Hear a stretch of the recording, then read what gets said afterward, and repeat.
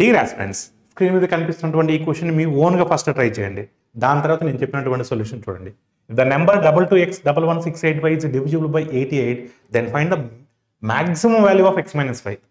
x minus y maximum value అవ్వాలి అంటే y value minimum value అవ్వాలి, x వాల్యూ మ్యాక్సిమం అయి ఉండాలి.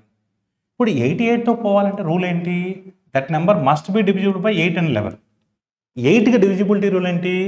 Last 3 digit of the number is divisible by 8. అంటే 6, 8, y అనేది 8 టేబుల్లో పోవాలి. y వాల్యూ మినిమం కాబట్టి నేను 0 తీసుకుంటున్నాను. 8 8 64, 8 5 40.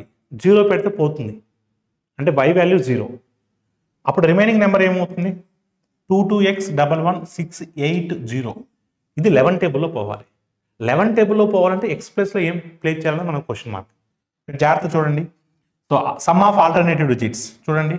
2 + x, 3 + x, 11 + x.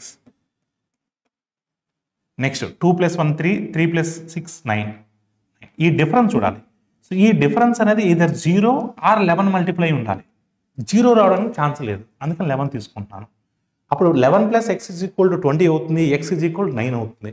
x = 9 అవుతే x వాల్యూ 9, y వాల్యూ 0. 9 - 0 అంటే 9. Your answer is what? Option 3. Thank you all of you.